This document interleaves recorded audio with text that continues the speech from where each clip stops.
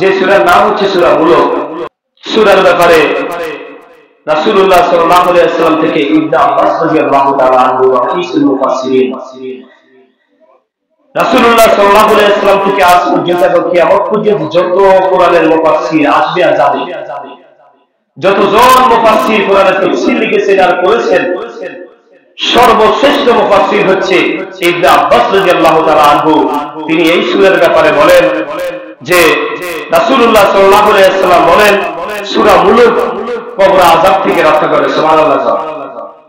যেই ব্যক্তি সূরা মুলক তেলাওয়াত করে শিক্ষা করে সেই ব্যক্তি ইন্তিকালের পরে ওই ব্যক্তির কবর আযাব থেকে রক্ষা করবে সূরা মুলক। সুবহানাল্লাহ।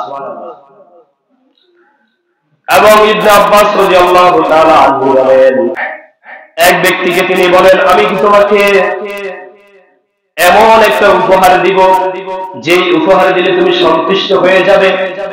তখন ওই সাহাবী রাদিয়াল্লাহু তাআলা আনহু বললেন অবশ্যই আপনি আমাকে তা বলে দিন।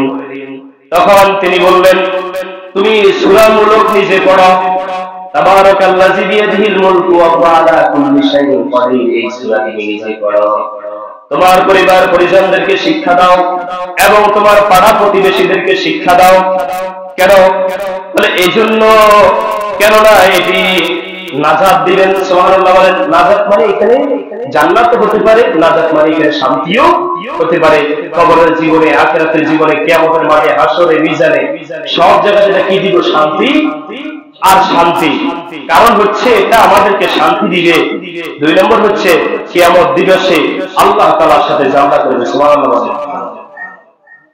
এই সূরা মুলক কিয়ামতের মাঠে আমার আপনার পক্ষ থেকে আল্লাহ তাআলার সাথে ঝগড়া করবে ততক্ষণ পর্যন্ত যতক্ষণ না আমাকে আপনাকে জান্নাতে পৌঁছে দিতে পারে। সুবহানাল্লাহ। তাহলে আল্লাহর সাথে ঝগড়া করে এই সূরা মুলক আমাকে আপনাকে কোথায় নিয়ে যাবে? জান্নাতে নিয়ে যাবে। এইজন্য এই সূরা মুলক বিশেষ করে যারা পিতামাতার জন্য ঈশানের সওয়াব পৌঁছাইতে চায়, মাগফিরাতের দোয়া করতে চায়, তারা যেন এই সূরা মুলক পড়ে নিয়ত করে মাতা পিতার কবরের আযাব থেকে এবং মাতা পিতার নাজাতের জন্য, বেহেশতের জন্য তারা নিয়ত করে যেন এই সূরা পড়ে। আল্লাহ তাআলা আমাদের সকলকে আমল করার তৌফিক দান করুন।